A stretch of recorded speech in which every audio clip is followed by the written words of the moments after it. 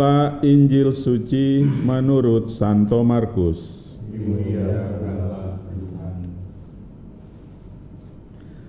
Sekali peristiwa setelah Yesus menyeberang dengan perahu, datanglah orang banyak berbondong-bondong lalu mengerumuni Dia. Ketika itu Yesus masih berada di tepi danau, maka datanglah seorang kepala rumah ibadat yang bernama Yairus. Ketika melihat Yesus, tersungkurlah Yairus di depan kakinya. Dengan sangat ia memohon kepadanya, "Anakku perempuan sedang sakit, hampir mati. Datanglah kiranya dan letakkanlah tanganmu atasnya, supaya ia selamat dan tetap hidup." Lalu pergilah Yesus dengan orang itu. Orang banyak berbondong-bondong mengikuti Dia dan berdesak-desakan di dekatnya. Adalah di situ seorang perempuan yang sudah 12 tahun lamanya menderita pendarahan. Ia telah berulang-ulang diobati oleh berbagai tabib, sampai habislah semua yang ada padanya, namun sama sekali tidak ada faedahnya, malah sebaliknya keadaannya makin memburuk. Dia sudah mendengar berita-berita tentang Yesus, maka di tengah-tengah orang banyak itu, ia mendekati Yesus dari belakang dan menjamah jubahnya, sebab katanya, "Asal kujamah saja jubahnya, aku akan sembuh." Sungguh seketika itu juga berhentilah pendarahannya, dan ia merasa badannya sudah sembuh dari penyakit itu. Pada ketika itu juga Yesus mengetahui bahwa ada tenaga yang keluar dari dirinya, maka ia berpaling di tengah orang banyak itu dan bertanya, "Siapa yang menjamah jubahku?" Murid-muridnya menjawab, "Engkau melihat sendiri bagaimana orang-orang ini berdesak-desakan dekatmu. Bagaimana mungkin kau bertanya, siapa yang menjamah aku?" Lalu Yesus memandang sekelilingnya untuk melihat siapa yang telah melakukan hal itu. Maka perempuan tadi menjadi takut dan gemetar, sejak ia mengetahui apa yang telah terjadi atas dirinya. Maka ia tampil dan tersungkur di depan Yesus. Dengan tulus ia memberitahukan segala sesuatu kepada Yesus. Maka kata Yesus kepada perempuan itu, "Hai anakku, imanmu telah menyelamatkan engkau. Pergilah dengan selamat dan sembuhlah dari penyakitmu." Ketika Yesus masih berbicara, datanglah orang dari keluarga kepala rumah ibadat itu dan berkata, "Anakmu sudah mati. Apa perlunya lagi engkau menyusahkan guru?" Tetapi Yesus tidak menghiraukan perkataan mereka dan berkata kepada kepala rumah ibadat itu, "Jangan takut, percaya saja." Lalu Yesus tidak memperbolehkan seorang pun ikut serta, kecuali Petrus, Yakobus, dan Yohanes, saudara Yakobus. Dan tibalah mereka di rumah kepala rumah ibadat, dan di sana Yesus melihat orang-orang ribut, menangis dan meratap dengan suara nyaring.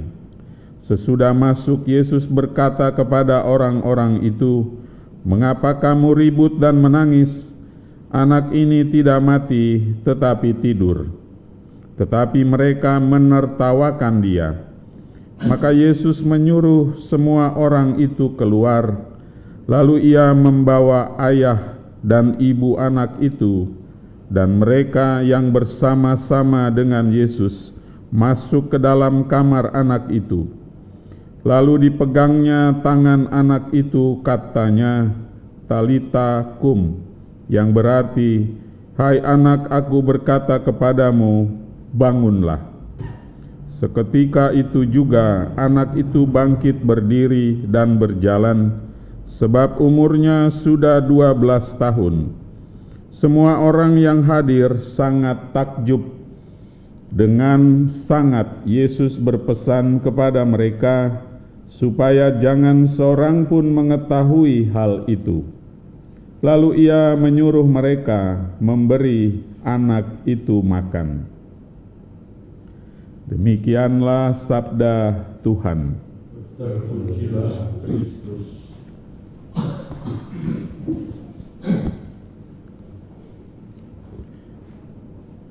Dulu ada seorang santo yang dari muda itu sudah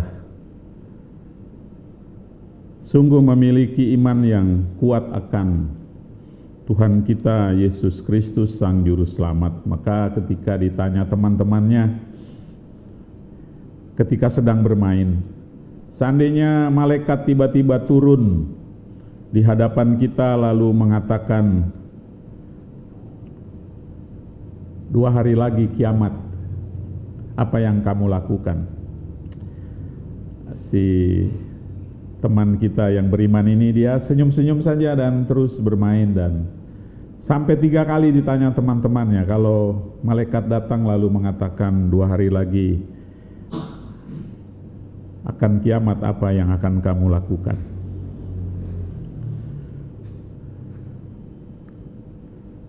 Pertanyaan pernah saya tanyakan kepada beberapa orang, apa yang akan dilakukan? Jawabannya umum, akan bertobat, akan mulai ke gereja, yang punya utang akan bayar utang, ya, dan seterusnya, gitulah. Lalu cerita tentang anak muda ini dilanjutkan ketika terus didesak oleh temannya, apa yang akan dilakukan? Dia dengan senyum menjawab, saya akan tetap bermain, gitulah. Dia tetap akan bermain, dan teman-temannya heran. Kenapa heran? Karena teman kita yang beriman itu ketika bermain, dia bermain sebagai orang yang percaya, sebagai orang yang beriman. Dan ketika dia tidur sebagai orang yang beriman. Ketika dia makan sebagai orang yang beriman. Pendek kata, hidupnya dipenuhi dengan iman, kepercayaannya kepada Tuhan, sehingga tidak ragu entah kiamat, entah apapun yang datang, dia menggantungkan hidupnya kepada Tuhan Yesus dan pasti akan mengalami keselamatan. Bacaan kita, khususnya bacaan Injil, juga berbicara tentang bagaimana orang menaruh kepercayaan kepada Tuhan Yesus dan membiarkan hidupnya dipenuhi oleh kuasa Tuhan itu, dan apa yang mereka harapkan terjadi di dalam hidup mereka. Kepala rumah ibadat percaya bahwa Yesus akan menyembuhkan anaknya. Maka dia datang dan memohon. Perempuan yang mengalami pendarahan sudah lama juga menaruh kepercayaan, dan ia mengalami kesembuhan. Maka Bapak Ibu, saudara-saudari dan teman-teman imam di sini juga angen, apapun yang kita alami dalam hidup, seharusnya kita tidak perlu khawatir karena kita memiliki Yesus, Tuhan kita yang adalah Allah, yang maha kuasa, maha besar, maha pencipta, maha segalanya, yang pasti akan bukan hanya dengan mudah, tetapi dengan penuh kasih sayang, penuh belas kasihan, penuh cinta akan membantu kita, menolong kita, menyelamatkan kita dalam pergumulan hidup kita sehari-hari di dunia ini. Karena Dia datang sebagai manusia untuk menyelamatkan kita. Dan sampai akhir zaman, Tuhan kita dengan caranya tetap akan membantu, menolong, menyelamatkan kita, terutama melalui kehadiran Roh-Nya, Roh Kudus. Dan kita pun menjadi alatnya untuk membantu siapa saja yang membutuhkan pertolongan Tuhan, membutuhkan sapaan, perhatian, dan juga keselamatan dari Tuhan kita.